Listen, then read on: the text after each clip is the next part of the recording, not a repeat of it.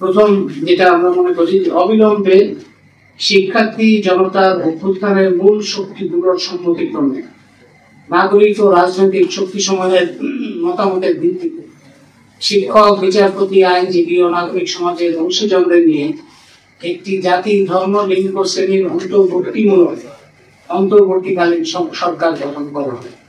শিক্ষার্থী জনতার অভ্যুত্থানের মূল শক্তিগুলোর অংশীজনদের প্রতিনিধিত্বকারী সংগঠন সমূহের সমন্বয়ে সর্বদলীয় শিক্ষার্থী, শিক্ষক সহ নাগরিকদের নেতৃত্বে একটি ছায়া সরকার গঠিত। এই ছায়া সরকার এই অন্তর্বর্তীকালীন সরকারের জবাবদিহিতা এবং স্বচ্ছতা নিশ্চিত করবে।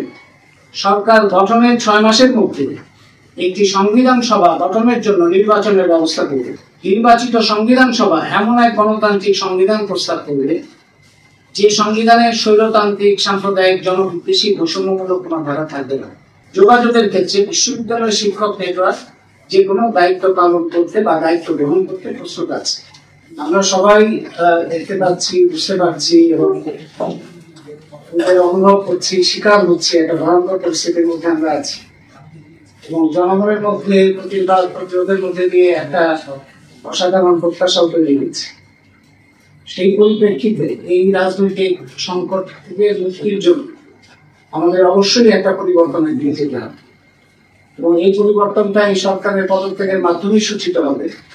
কিন্তু আপনারা আগে শুনলেন যে পদত্যাগ করলেই তো সমস্যার সমাধান হবে না, কারণ আমাদের ইতিহাস আছে যে পুনঃ জনগণের আন্দোলন, অভ্যুত্থান, জনগণের প্রত্যাশাকে পরাজিত করে বারবার স্বৈরাচারী, ফ্যাসিবাদী, লুটেরা, সম্পদ পাচারকারী, দুর্নীতিবাজ গোষ্ঠী আবারও ক্ষমতার দিকে চলে আসে। সাম্প্রদায়িক শক্তি আসে, জাতি বিদ্বেষী শক্তি আসে, শ্রমিক শ্রেণীর উপরে নিপীড়ন, শোষণের শক্তিগুলো আবারও নিজেদের ক্ষমতায় আবির্ভূত হয়। সেই জন্য এই সময় এই যে গণ-অভ্যুত্থানের একটা শীর্ষে আমরা অবস্থান করেছি, এই সময়ে যারা আন্দোলন সংগ্রামের মধ্যে আছে তাদের সম্মিলিত অবস্থানের মধ্যে দিয়ে, ঐক্যমতের মধ্যে দিয়ে আমাদের এমন একটা সাংগঠনিক কাঠামোতে যেতে হবে যেখানে জনগণের সর্বজনের সার্বভৌমত্ব প্রতিষ্ঠিত হবে। সেটার জন্যই আমরা একটা সাধারণ রূপরেখা এখানে উপস্থিত করেছি, প্রাথমিক একটা রূপরেখা। আমি মনে করি যে যারা আন্দোলন সংগ্রামের মধ্যে আছেন তাদের সকলের অংশগ্রহণের মধ্যে দিয়ে এটা আরো সুনির্দিষ্ট হবে এবং জনগণের ক্ষমতা জনগণের হাতে আসবে এবং বাংলাদেশ জনগণের হাতে আসবে।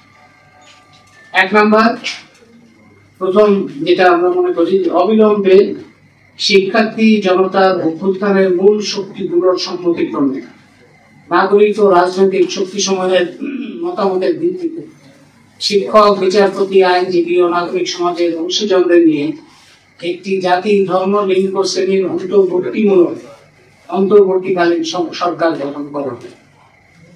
এই সরকারের সদস্য নির্বাচনে আন্দোলনরত শিক্ষার্থীরা মুখ্য ভূমিকা পালন করবেন। এই সরকারের কাছেই শেখ হাসিনা সরকার পদত্যাগ। এটা হচ্ছে প্রথম। 2 নম্বর হচ্ছে শিক্ষার্থী জনতার অভ্যুত্থানের মূল শক্তিগুলোর অংশীজনদের প্রতিনিধিত্বকারী সংগঠন সমূহের সমন্বয়ে সর্বদলীয় শিক্ষার্থী, শিক্ষক সহ নাগরিকদের নেতৃত্বে একটি ছায়া সরকার গঠিত। এই ছায়া সরকার এই অন্তর্বর্তীকালীন সরকারের জবাবদিহিতা এবং স্বচ্ছতা নিশ্চিত করবে, যেন দেশে একটি গণতান্ত্রিক নির্বাচনের উপযুক্ত পরিবেশ নিশ্চিত হয় এবং এই গণ-অভ্যুত্থানের প্রকৃত দাবি বৈষম্যহীন বাংলাদেশ প্রতিষ্ঠার পথে যথেষ্ট পদক্ষেপ গ্রহণ করা হয়। এই ধরনের ছায়া সরকার নির্বাচিত গণতান্ত্রিক ব্যবস্থা অব্যাহত থাকতে পারে বলে আমরা মনে করি। 3 নম্বর, জুলাই হত্যাকাণ্ড এবং জনগণের উপর নৃশংস জোর-জুলুমের জন্য দায়ী ব্যক্তিদের বিচারের জন্য জাতিসংঘের সহযোগিতায় তদন্ত কমিটি গঠন করে এবং তাদের বিচারের জন্য বিশেষ ট্রাইব্যুনাল গঠন। সাম্প্রতিক সময়ে করা মিথ্যা, ষড়যন্ত্রমূলক ও হয়রানিমূলক সকল মামলা বাতিল করবে এবং এসব মামলায় আটক কিংবা মামলা ছাড়া বিনা বিচারে, বিনা মামলায় আটক সবাইকে মুক্তি দান করবে।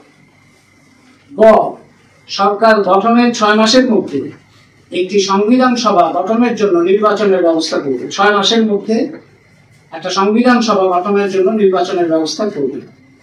নির্বাচিত সংবিধান সভা এমন এক গণতান্ত্রিক সংবিধান প্রস্তাব করবে যে সংবিধানে স্বৈরতান্ত্রিক সাম্প্রদায়িক জনবিদ্বেষী বৈষম্যমূলক কোনো ধারা থাকবে না, যেগুলোর কারণে আমরা জানি যে আমাদের সংবিধান স্বাধীনতার পর থেকে ক্রমান্বয়ে একের পর এক জাতি বিদ্বেষী হয়েছে, সাম্প্রদায়িক হয়েছে, বৈষম্যমূলক হয়েছে, অস্বচ্ছ হয়েছে, নিপীড়নমূলক হয়েছে, ক্ষমতার কেন্দ্রীভবন ঘটেছে। সেই জায়গাগুলো দূর করে একটা গণতান্ত্রিক সংবিধান প্রণয়ন করা হবে, যে সংবিধানের ভিত্তিতে সরকার অবিলম্বে পরবর্তী সাধারণ নির্বাচন আয়োজন 3 মাস, 4 মাস, 5 মাসের মধ্যে আয়োজন হবে।